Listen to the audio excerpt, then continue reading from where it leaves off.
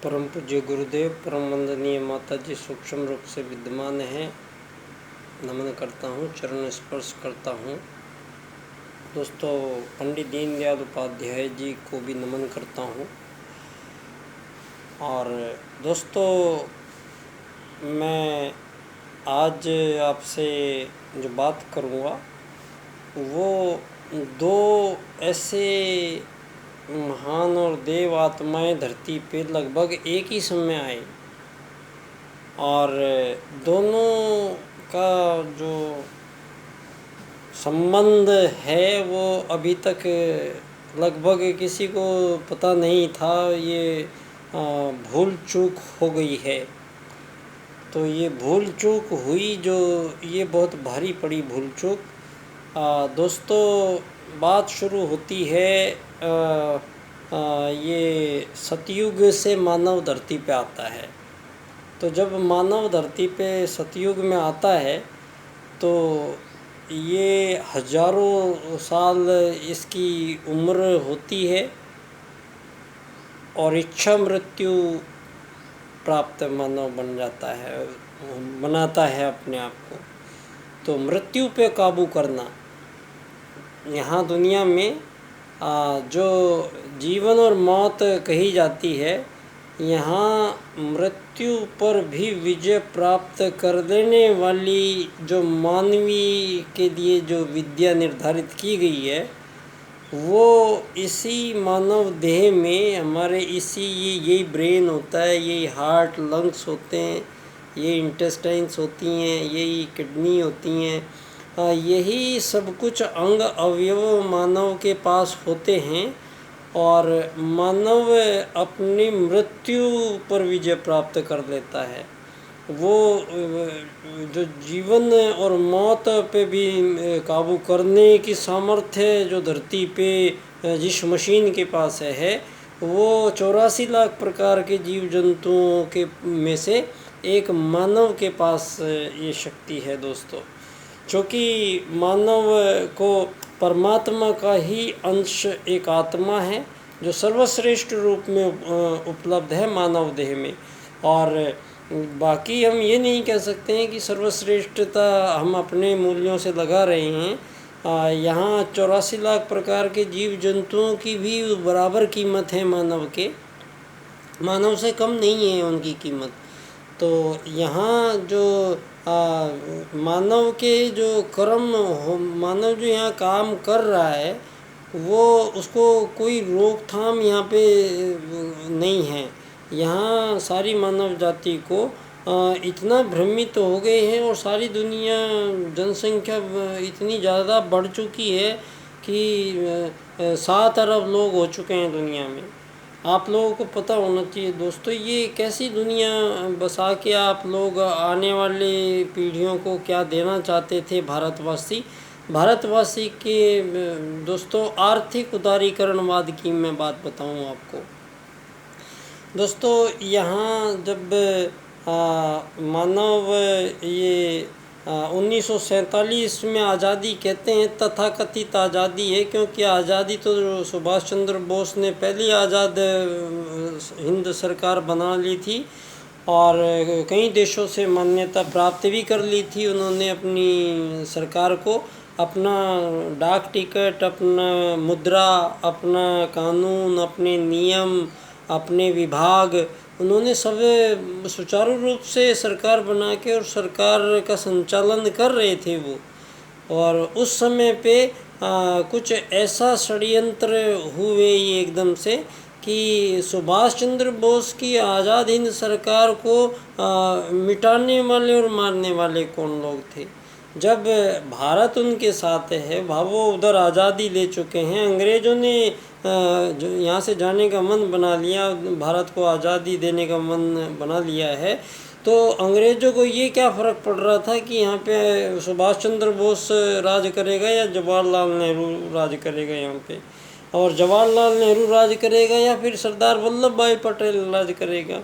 यहाँ जब सबसे पहली बात ये इतना बड़ा मतलब हमारे सामने तो नहीं हुआ, लेकिन हमें आज इसके एहसास होता है कि सुभाष चंद्र बोस को, इतने हमारे नायक को, जिसने आज अगर वो अपनी सरकार चलाते तो हम इस पूंजीवाद की लपेट में, आर्थिक उदारीकरणवाद मनमोहन सिंह की वजह से नहीं आते।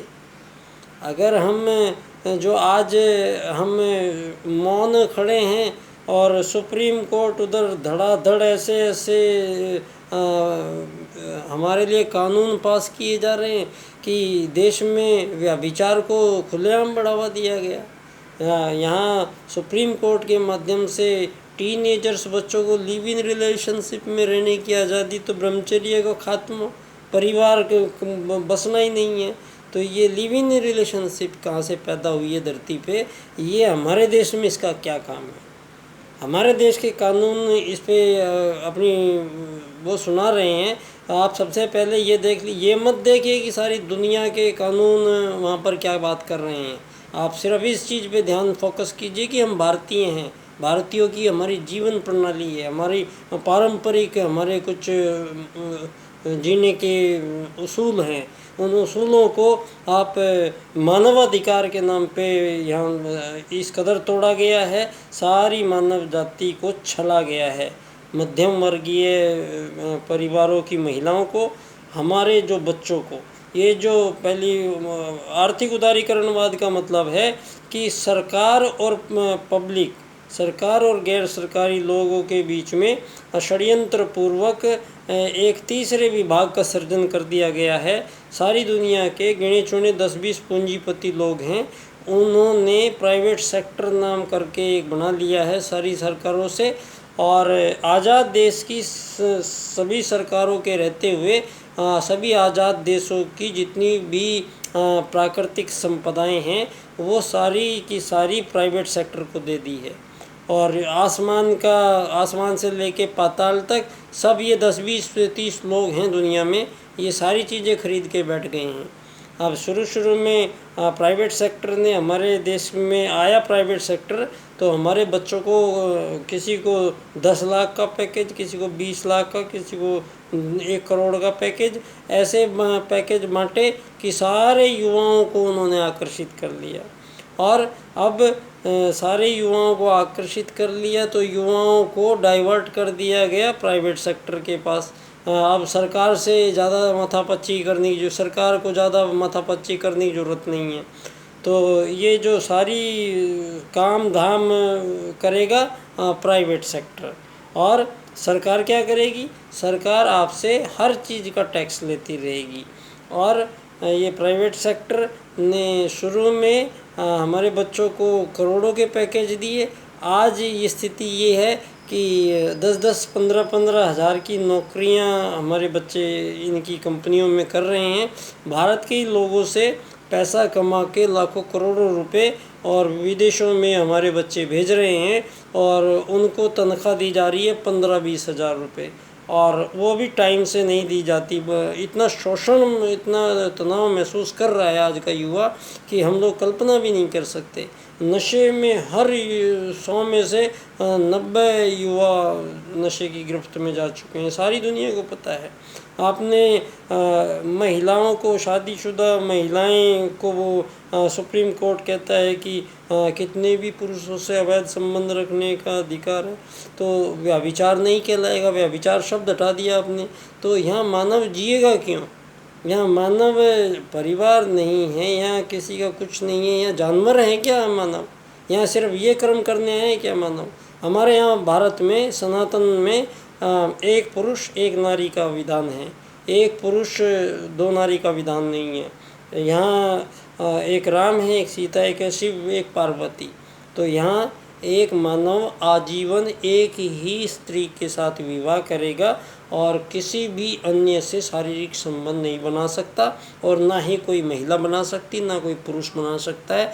ये आपने हमारे देश पे जो इस कदर हमें मजबूर हो गई है दुनिया, आधी दुनिया की औरतों को कोरोना के बाद में काम पे जाना पड़ा, पुरुषों का काम छीन लिया गया और महिलाओं को घर से बाहर निकाला गया। रात को भी महिलाओं को बाहर रहने के लिए विवश किया गया। और ये सारी चीज़ें धन के इर्द गिर्द घूम रही है, और ये धनवान लोग जो हैं ये हमारी इज्जत से खेल रहे हैं। तो सारे धरती के ये जो गरीब लोग हैं, जो नौकर लोग हैं, मैं उनसे आह्वान करता हूँ, पूरे विश्व की राज्य की नीति हम परिवर्तित करने जा रहे हैं।